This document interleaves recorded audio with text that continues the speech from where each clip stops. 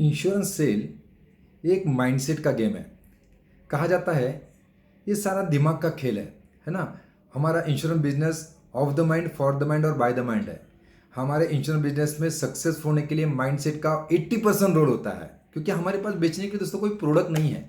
देखो, एक मोबाइल को अगर बेचना है तो ये बहुत आसान है, उसको टच फील किया जा सकता है। इस लैपटॉप को अगर बेचना है तो इसको हम टच फील करवा सकते हैं। लेकिन हम ऐसे प्रोडक्ट के बीच प्रोडक्ट का डीलिंग कर रहे हैं, लोगों को हम सपने बेच रहे हैं, लोगों को हम जो है उनके सपने बेच रहे हैं, उनको ड्रीम्स दे रहे हैं, उनको डर बेच रहे हैं। और यहाँ पे बेचने के लिए दोस्तों हमें माइंडसेट का इस्तेमाल करना जरूरी होता है। यहाँ पे हमें उनको इमोशंस के ऊपर काम करना जरूरी होता है। इनफैक्ट मैं कहता हूँ सेल्स का अगर बात किया जाए तो इस दुनिया में लगभग 99% चीज़ें जो है इमोशन से बेची जाती है। इमोशनल ही लोग दोस्तों सेल्स होता है। तो उसी तरह से एक कस्टमर के पास मैं गया था और कस्टमर मुझे कई दिनों से ना टाल रहा था। छोटी सी पॉलिसी मेरे पास थी, लेकिन बड़ा प्रीमियम करने के लिए इनकम उसका अच्छा था। उन्होंने उनका इन्वेस्टमेंट प्लानिंग बढ़ाना चाहिए, पोर्टफोलियो बढ़ाना चाहिए, ये उसके ऊपर मैं उसको बार बार बताता, लेकिन वो समझ नहीं पा रहा था। और इसीलिए एक बार उसके पास मैं गया और बहुत दिनों के बाद जाना हुआ। तो उसने मुझे क्यूरियोसिटी में पूछा, दया भाई आप आए नहीं बहुत दिनों के बाद?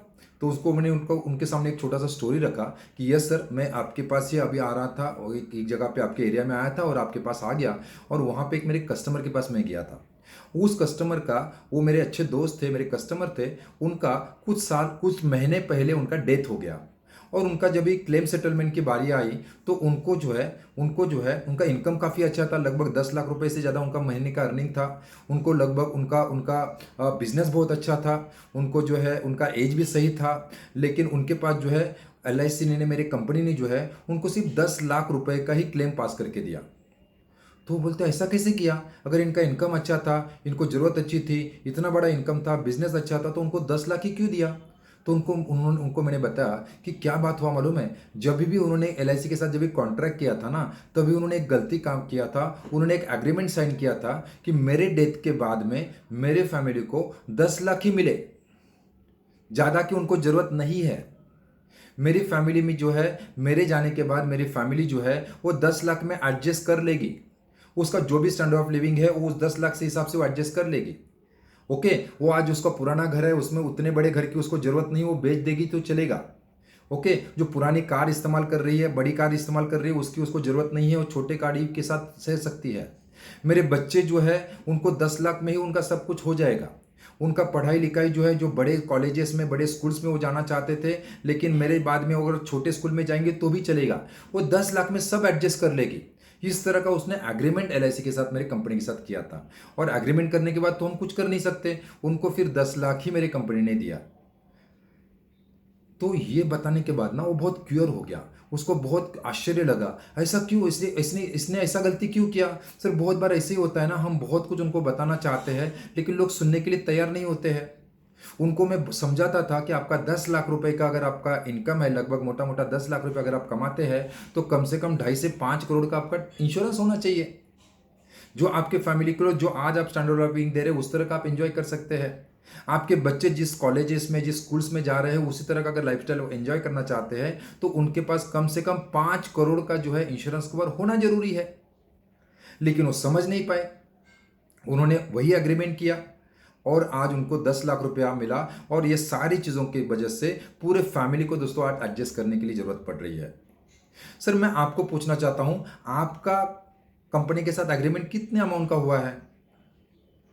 और तब वो जग गया। तब मुझे बोल रहा है, सर यहाँ आपने एक छोटा सा पॉलिसी मुझे करके दिया, मुझे इसके बारे में तो कोई जानकारी नहीं है, जरा देखो। उसको बोला हाँ लेके आओ सब, उसका हम ऑडिट करेंगे, उसको हम ऑडिट करेंगे। कितने का आपने एग्रीमेंट किया वो मैं आपको बताऊंगा। अनफॉर्चुनेटली अगर ऐसे कोई घटना मेरे साथ होती है तो मेरी फैमिली को क्या मिलने वाला है ये मैं आपको बताऊंगा।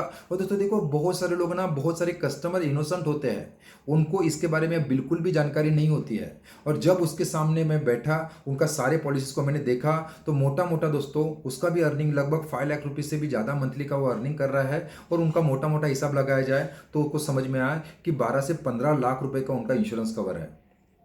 12 से 15 लाख रुपए का इंश्योरेंस कवर है। और उनको बताया कि अगर ये घटना अगर हमारे फैमिली में होती है तो आपके फैमिली को ये पूरे सिस्टम से आपने ऐसा एग्रीमेंट बना के रखा है कि आपके फैमिली को 15 लाख रुपए मिलेगा। सर चलेगा? क्या लगता है 15 लाख में आपकी फैमिली सर्वाइव कर पाएगी? ये आज की डेट में अगर मैं नहीं होता हूँ तो क्या 15 लाख रुपए मेरे आपके बच्चों का एजुकेशन हो जाएगा? आपकी जो लाडली है उसकी शादी हो जाएगी? आपके जो ड्रीम्स है, आपके जो सपने हैं, आपने जो ईएमआई बना के रखे हैं, आपने जो कर्जे लेके रखे हैं, क्या उससे प्रूव हो जाएंगे? और दोस्तों उसके उसके चेहरे देखने जैसा हुआ था, बहुत बड़ा क्वेश्चन मार्क उनके सामने था। और दोस्तों यस, उस टाइम पे वो पूरी तरह से सरेंडर हो गया और उसने एक्सेप्ट कर लिया कि यस मैंने भी वो गलती किया है जो आपके दोस्त ने किया था। और यस मैंने भी वो 10-15 लाख का प्रोविज़न करके रखा है जहाँ पे मुझे कम से कम 5 से 5 1 करोड़ का मेरा प्लानिंग होना चाहिए। और दोस्तों बताने के लिए मुझे बहुत खुशी होती है, उस फैमिली से मुझे एट अ टाइम उसी सिटिंग में 2.5 लाख रुपए का पीएम आया। 2.5 लाख रुपए का पीएम आया। तो दोस्तों कभी कभी इस तरह से ही काम होता है। जैसे मैं कहता हूँ हर जगह पे लॉजिक के साथ काम नहीं होता है, जब लॉजिक खत्म हो जाता है तब मैजिक शुरू हो जाता है। तो आपको आपको इंश्योरेंस सेल्स में बहुत ज़्यादा इमोशंस डालने हैं, आपकी इस तरह के कुछ पर्सनल अनुभव उनके साथ शेयर करने हैं, कुछ टेस्टिमोनियल आपको शेयर करने हैं, कुछ आपके पास अगर एविडेंस है तो एविडेंस आपको दिखाने हैं। ये थर्ड पार्टी जब भी आप इम्पैक्ट करते हैं तो कस्टमर बहुत जल्दी से समझ में आ जाता है।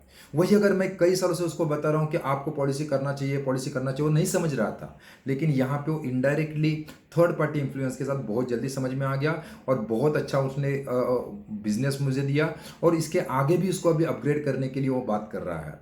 तो दोस्तों थैंक यू वेरी मच मेरे मेंटोर, मेरे कोचेस को। ये मैंने कहीं से सुना था, किसी ट्रेनिंग में सुना था, मुझे बहुत अच्छा लगा। और मैं एक ही चीज़ करता हूँ दोस्तों, मेरा मेरा एजुकेशन का बहुत सिंपल सा फंडा है, 10% एजुकेशन एंड 100% इम्प्लीमेंटेशन। जो भी चीज़ें मुझे समझ में आती है, जो मैं सीखता हूँ उसको मैं 100% इम्प्लीमेंट कर लेता हूँ, तुरंत के तुरंत, तभी के तभी इम्प्लीमेंट कर लेता हूँ। तो आपको भी ये फंडा अगर अच्छा लगा होगा, 10% एजुकेशन एंड 100% इम्प्लीमेंटेशन, और इस इमोशन के साथ अगर आप भी पॉलिसी बेचना चाहते हैं तो आप भी इंश्योरेंस कमांडो का हिस्सा बन सकते हैं। वहाँ पे मैं ऐसी कई सारी आइडियाज आपके साथ में शेयर करता हूँ जो मैं सीखता हूँ, मैं मेरे जीवन में, मेरे बिजनेस में, मेरे कस्टमर के साथ अप्लाई करता हूँ और जिसका आप मुझे रिजल्ट मिलता है। थैंक यू वेरी मच दोस्तों, मिलते हैं upcoming insurance commando master class में। Thank you very much, bye bye, take care.